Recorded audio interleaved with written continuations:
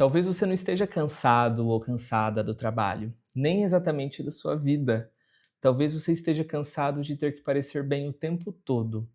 Parecer produtivo, parecer equilibrado, parecer interessante ou até parecer feliz. Basicamente, parecer alguém que deu certo, sabe? Hoje eu quero te mostrar os benefícios que há em abandonar essa cultura da performance e abraçar o homem ou mulher renascentista que há em você. Vivemos numa época em que quase tudo virou vitrine. A vida deixou de ser apenas vivida para ser constantemente exibida, medida e avaliada. Não importa apenas o que você faz, importa como isso aparece. Não basta atravessar uma dificuldade, é preciso atravessá-la com postura, maturidade emocional e, se possível, uma legenda inspiradora na sua postagem do Instagram. Essa exigência silenciosa cria um tipo específico de exaustão, um cansaço que não vem apenas do excesso de tarefas, mas do esforço contínuo de sustentar um personagem. Porque quando a vida vira palco, não existe descanso verdadeiro. Até o repouso precisa ser performado. Você precisa descansar direito, sentir do jeito certo e sofrer sem exagero. O problema é que o ser humano não foi feito para funcionar como um espetáculo permanente. Há algo em nós que não se encaixa em métricas, narrativas coerentes ou identidades bem organizadas. Há algo que falha, oscila e se contradiz. E é justamente isso que a lógica da performance tenta esconder. Quando falamos em performance, não estamos falando apenas de redes sociais ou exposição pública. Estamos falando de um modo de existir orientado pelo olhar do outro. Uma vida vivida sob a pergunta constante: como que isso que eu estou fazendo vai ser visto pelos outros? Aos poucos, esse olhar vai sendo internalizado. Mesmo sozinho, você se observa. Mesmo em silêncio, você se julga. Mesmo quando erra, não sofre apenas pelo erro, sofre por não ter correspondido à imagem que deveria sustentar. É aqui que nasce um mal-estar muito contemporâneo, que é a sensação de estar sempre em dívida consigo mesmo. Como se houvesse uma versão ideal de você, mais eficiente, mais resolvida, mais confiante, que está ali, sempre alguns passos na sua frente, te observando e te cobrando. Esse tipo de vida cansa, porque exige coerência constante. Mas o humano ele não é coerente o tempo todo. Nós somos feitos de ambivalência, dúvida, desejo, aquilo que muda de direção muitas vezes. E quando tentamos apagar isso em nome da performance, algo começa a adoecer. E é justamente contra essa lógica que surge a proposta desse vídeo. Rejeitar a performance não significa abandonar a vida, nem recusar responsabilidades, muito pelo contrário. Significa recusar a ideia de que o valor da existência está em parecer algo para alguém. Significa abrir mão da obrigação de funcionar como vitrine e recuperar o direito de ser processo. E é aqui que eu falo dessa figura do homem ou da mulher renascentista, que é o título do vídeo. Não como um ideal inalcançável, mas como uma postura existencial. Um modo de viver menos preocupado em sustentar imagens e mais interessado em experimentar a própria condição humana em toda a sua complexidade. Michel de Montaigne e Sigmund Freud, cada um à sua maneira, nos ajudam a desmontar essa ilusão moderna de que precisamos ser versões acabadas de nós mesmos. Ambos apontam para algo desconfortável, mas ao mesmo tempo libertador. Viver não é performar bem, é suportar ser incompleto, é sustentar uma falta. Se esse vídeo fizer sentido para você, talvez seja porque em algum nível você também esteja cansado não de viver, mas de ter que parecer com algo o tempo todo. Quando falamos em performance, muita gente pensa imediatamente em palco, redes sociais ou algum tipo de exposição pública. Mas a performance de que estamos falando aqui, ela é mais sutil e justamente por isso mais perigosa. Performance hoje é viver orientado por expectativas externas. Byung-Chul Han fala muito disso. É organizar a própria existência não a partir do que se vive, mas do que se espera que seja vivido. Você não trabalha apenas para ganhar a vida, você trabalha para parecer competente. Você não descansa apenas para recuperar sua energia, você descansa para provar que sabe se cuidar. Você não sofre apenas porque algo dói, sofre também porque sente que não está sofrendo do jeito certo. A vida vira uma sequência de entregas simbólicas. Esse modo de existir é alimentado por uma lógica muito simples e ao mesmo tempo muito cruel. Se algo não está indo bem, a responsabilidade é sua. Não é a vida que é contraditória, é você que precisa melhorar. Produzir mais, sentir mais, comunicar mais, gerenciar emoções e otimizar. Se sobrar tempo, otimizar suas escolhas. A performance vende a ideia de que, com esforço suficiente, é possível eliminar o conflito. Como se o sofrimento fosse sempre um erro de gestão pessoal. Mas o efeito disso é paradoxal. Quanto mais tentamos controlar tudo, mais frágeis nos tornamos diante do imprevisto. Quanto mais buscamos coerência absoluta, menos toleramos nossas próprias contradições. Quanto mais tentamos parecer bem, menos espaço sobra para simplesmente estar mal. E é assim que a performance causa sofrimento. Não porque exige demais do corpo, até porque muitas vezes a gente está sentado, mas porque exige demais do psíquico. Ela não permite pausa real. Mesmo nos momentos de descanso, há avaliação. Será que eu estou aproveitando bem? Será que eu estou evoluindo aqui? Será que eu estou fazendo o suficiente? O silêncio acaba virando culpa e a improdutividade vira falha moral. E o mais curioso é que essa cobrança raramente vem de fora, de forma explícita. Ela já está internalizada em você. O sujeito acaba virando fiscal de si mesmo. Vive se comparando, se corrigindo, se ajustando. Não para viver melhor, mas para não destoar. Aqui surge um fenômeno muito comum hoje em dia. Pessoas que fazem tudo certo e ainda assim se sente vazia. Trabalha, cuida da saúde, vai na academia, consome conteúdo de autoconhecimento, tenta melhorar e mesmo assim carrega uma sensação persistente de inadequação, carrega uma sensação persistente de vazio. Aqui a psicanálise traz alguma luz. Quando a vida vira performance, o sujeito deixa de existir como experiência e passa a existir como um projeto. E projeto, como todo mundo sabe, precisa dar certo. Precisa mostrar resultado e precisa justificar o investimento dele. Mas o humano não funciona assim. Existem dias que a sua vida não vai ter o menor sentido.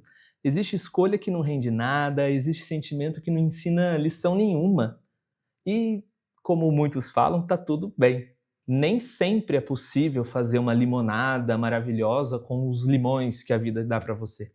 O problema é que a performance não tolera isso. Ela transforma o simples fato de existir em uma prova contínua. E viver como quem está sempre sendo avaliado produz ansiedade, exaustão e um distanciamento cada vez maior de si mesmo. É nesse ponto que a gente começa a perceber. Talvez o sofrimento contemporâneo não venha apenas do excesso de estímulos ou da velocidade do mundo, mas da exigência constante de ser alguém o tempo todo. E é justamente contra essa exigência que Michel de Montaigne vai se levantar século antes de Instagram, LinkedIn ou métricas de engajamento, vai se levantar ao escrever sobre si mesmo, sem tentar virar um exemplo. Michel de Montaigne foi um filósofo francês que viveu ali no século XVI, em pleno Renascimento, um período marcado por descobertas, expansão do conhecimento e pela valorização do indivíduo. Mas ao contrário do que se poderia esperar, Montaigne não usou esse momento histórico para se afirmar como modelo de excelência humana. Ele fez exatamente o oposto. Em vez de escrever tratados sobre como viver bem, Montaigne escreveu sobre como ele vivia mal, às vezes bem, quase sempre de forma contraditória. Seus ensaios não são manuais, nem doutrinas, nem promessas de transformação. São tentativas, no sentido mais literal da palavra, de observar a si mesmo enquanto vive. E isso por si só já é um gesto profundamente anti-performance, não é? Montaigne não escreveu para ensinar o leitor a ser alguém melhor. Ele escreve para entender o que significa ser humano sem disfarces. Por isso, fala de seus medos, da sua vaidade, de sua preguiça, de seus humores muitas vezes variáveis e contraditórios. Ele não tenta organizar sua vida em uma narrativa coerente, não tenta justificar suas falhas, nem tenta parecer sábio o tempo todo. Ele assume algo que hoje soa quase escandaloso: não somos estáveis. Uma das frases mais conhecidas de Montaigne resume bem essa postura. Eu não pinto o ser, eu pinto a passagem. O que isso quer dizer? Que o ser humano não é uma essência fixa, um núcleo definitivo que pode ser capturado e exibido. O humano é movimento, mudança, oscilação. Somos diferentes de nós mesmos ao longo do tempo e muitas vezes até no mesmo dia. Quem nunca aqui já acordou de um jeito e foi dormir de outro, com um humor completamente diferente? A lógica da performance exige o contrário. Ela exige identidade clara, discurso consistente, posicionamento firme. Exige que você seja reconhecível, previsível, explicável. Montaigne recusa tudo isso. Ele escreve sem a pretensão de fechar sentido, sem a necessidade de concluir e sem a obrigação de se alinhar a um ideal. Em vez de perguntar quem eu deveria ser, ele se pergunta: o que está acontecendo comigo agora? Essa postura tem uma força enorme para o nosso tempo. No mundo em que somos pressionados a nos definir o tempo todo, profissionalmente, emocionalmente e até ideologicamente, através da política mesmo, Montaigne nos lembra que existir não é se definir, é se atravessar. Não é sustentar um personagem, mas suportar a própria instabilidade. Por isso, falar em homem ou mulher renascentista aqui não significa alguém que sabe tudo ou que domina várias áreas do conhecimento. Significa alguém que aceita a própria complexidade, sem tentar reduzi-la a uma imagem vendável. O homem renascentista de Montaigne não é o sujeito performático que se mostra seguro o tempo todo. É alguém curioso sobre si, disposto a se observar sem essa maquiagem moral. Alguém que não transforma cada gesto em espetáculo, nem cada pensamento em posição definitiva. Ele não escreve para ser admirado, ele escreve para se compreender. E ao fazer isso, acaba oferecendo ao leitor algo raro hoje: permissão para não ser um projeto fechado. Essa liberdade tem um preço, porque viver sem personagem significa abrir mão de certas garantias. Significa aceitar a dúvida, a incoerência e a incompletude. E é exatamente nesse ponto que Montaigne se encontra, de forma quase que surpreendente, com alguém de séculos muito depois, Sigmund Freud. Porque se Montaigne nos mostra que não somos estáveis, Freud vai mostrar que nem sequer somos totalmente conscientes de nós mesmos. E aí, esse discurso da performance começa a ruir de vez. Se Montaigne nos ensinou que não somos estáveis, Freud vai dar um passo ainda mais desconfortável. Ele mostra que não somos senhores nem daquilo que a gente pensa, desejamos ou fazemos. A psicanálise nasce quando Freud percebe algo simples e perturbador ao mesmo tempo.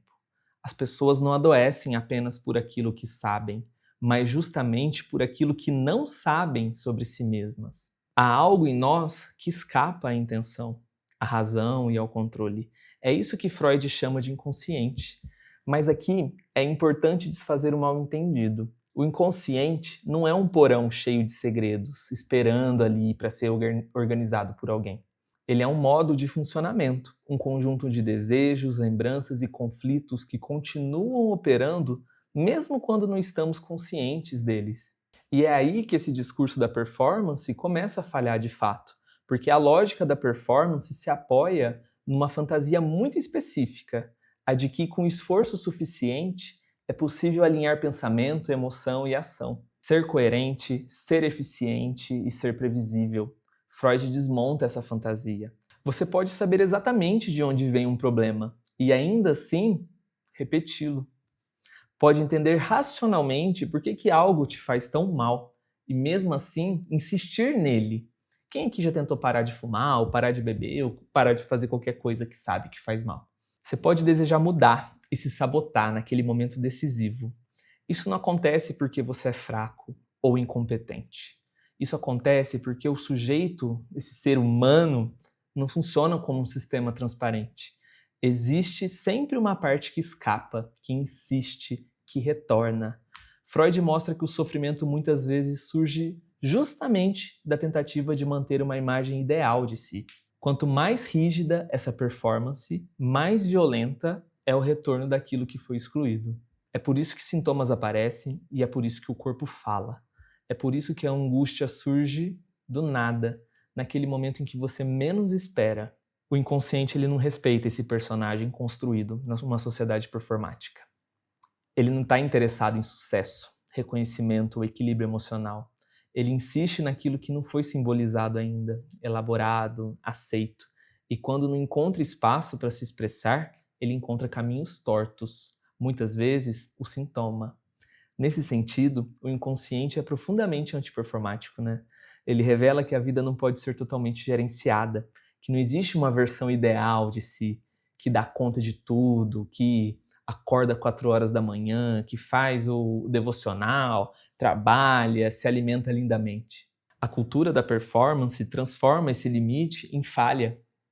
A psicanálise, ao contrário, reconhece essa falha como parte da condição humana. Freud não propõe um sujeito melhorado, otimizado ou corrigido.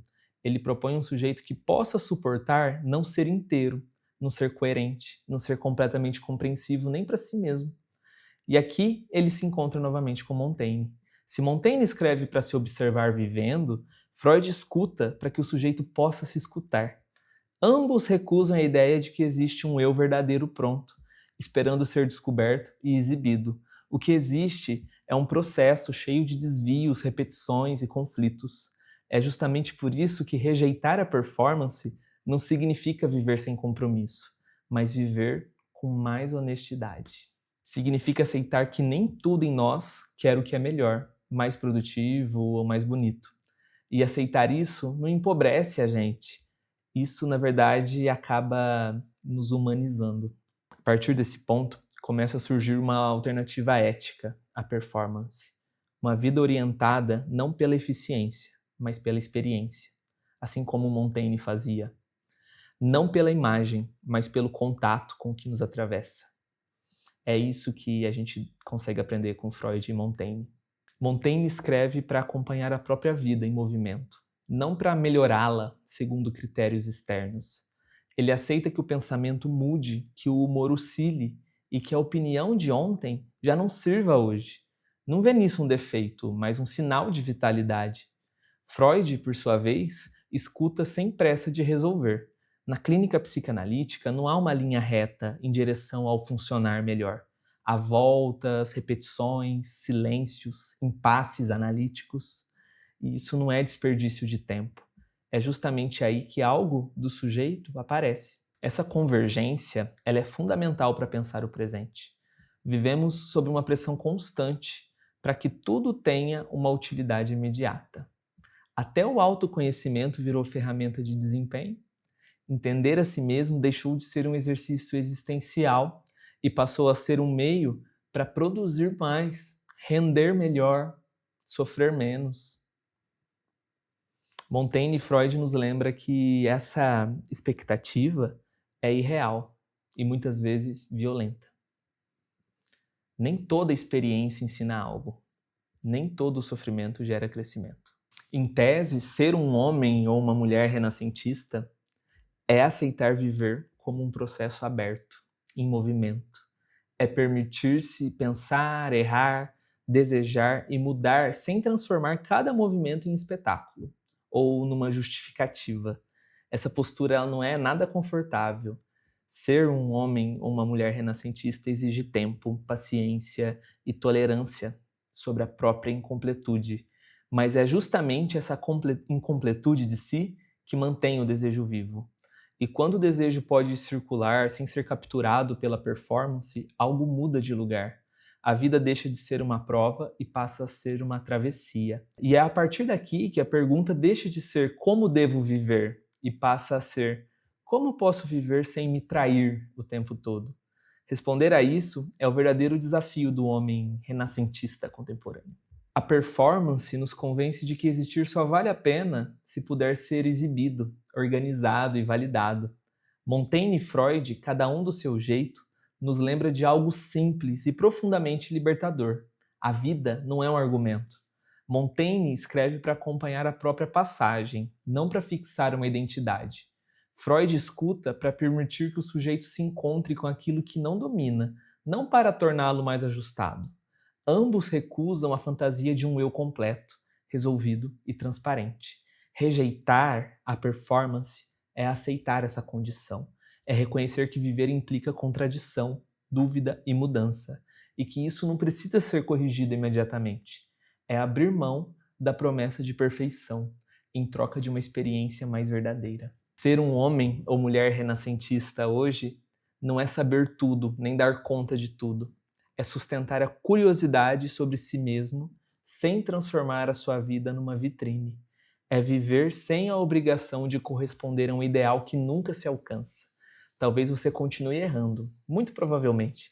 Talvez você continue sofrendo, sem sombra de dúvidas. Talvez algumas perguntas nunca encontrem uma resposta definitiva. Mas se houver espaço para escuta, para pausa e presença, o sofrimento deixa de comandar tudo sozinho. A vida deixa de ser uma prova e volta a ser uma travessia. Num mundo obcecado por performance, talvez o gesto mais radical seja esse: existir sem se explicar o tempo todo. E quem sabe, permitir-se viver não como personagem, mas como alguém que atravessa com coragem a sua própria humanidade.